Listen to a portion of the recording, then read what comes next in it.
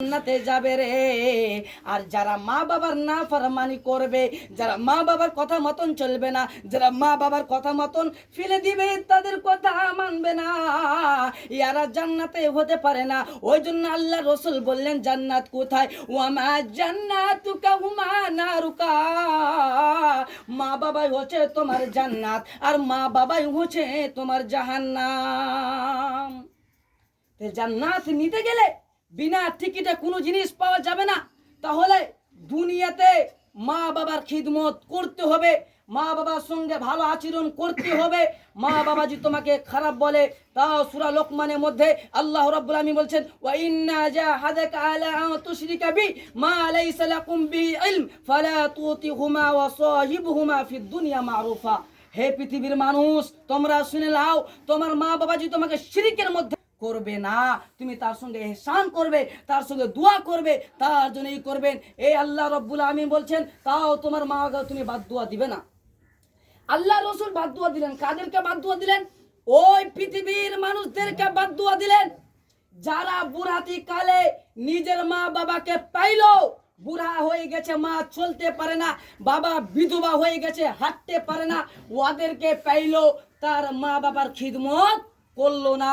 আল্লাহ রসুল বললেন ওই মানুষের জন্য আমার বাদ দোয়া হলো, যারা পৃথিবীর মধ্যে যারা মা বাবাকে পাইলো, তার সেবা করে জান্নাত নিতে পারলো না।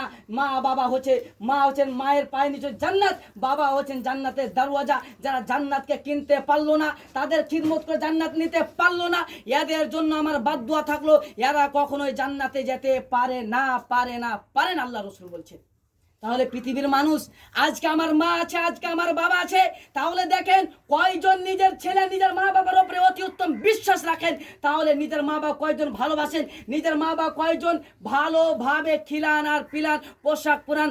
আমার আল্লাহ রব্বুল আলামিন সূরা বানী ইসরাঈলের মধ্যে বলছেন, পৃথিবীর মানুষ তোমরা শুনে নাও, বিসমিল্লাহির রহমানির রহিম।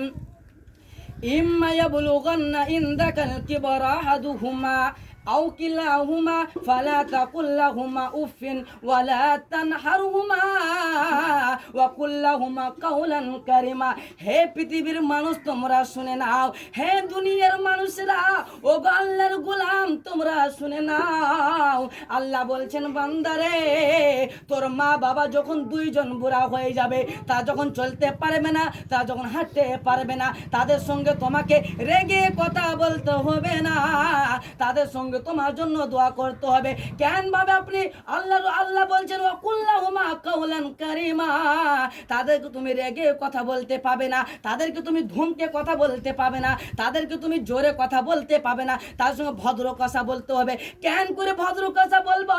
তাহলে শুনলেন, কখনোই আপনার মা আপনাকে বলতে পারে, বেটারে আজকে আহমেদাবাদ বাজার থেকে আমাকে মিষ্টি এনে দে, আজকে আমাকে অনেক দূর থেকে আমাকে কোনো জিনিস এনে দে। তোমার কাছে পকেটে পয়সা না থাকলে বাবাকে বলে দাও, বাবা আজকে পয়সা নাই, কালকে পয়সা হবে, 2 দিন পরে হবে, আপনার জন্য নিয়ে আসবো।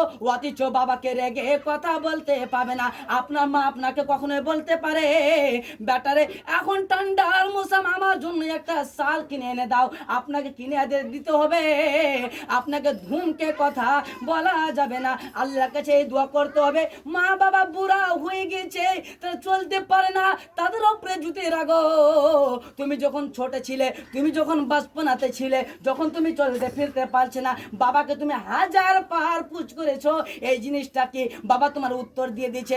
আজকে সে বাবা বিধবা হয়ে গেছে, চলতে পারে না, তাদের সঙ্গে তুমি এত খারাপ আচরণ করো। পৃথিবীর মানুষ, তুমি জান্নাত কখনোই যেতে পারবে না, তোমার জন্য জান্নাত হারাম হয়ে যাবে, তোমার জন্য জান্নাত হারাম হয়ে যাবে। পৃথিবীর মানুষ, আজকে মা আছে, বাবা আছে, তাদের সঙ্গে ইহসান করে যান, তারা বেঁচে আছে। যেদিন তোমার মা বাবা পৃথিবী থেকে চলে যাবে, তুমি যতই কবরের কাছে কেঁদে কেঁদে আহা করো না কেন, আর মা বাবা পাওয়া যাবে না, আর খুঁজে পাওয়া যাবে না। পৃথিবীর মানুষ তোমরা শুনে নাও, ও আল্লাহর গোলাম তোমরা শুনে নাও, আজকে মা আছে তাই বলে কোনো ব্যথা হয় না, আজকে বাবা আছে তাই বলে কোনো দিকে আমাকে টেনশন করতে হয় না। যেদিন বাবা বাড়ি থেকে চলে যাবে,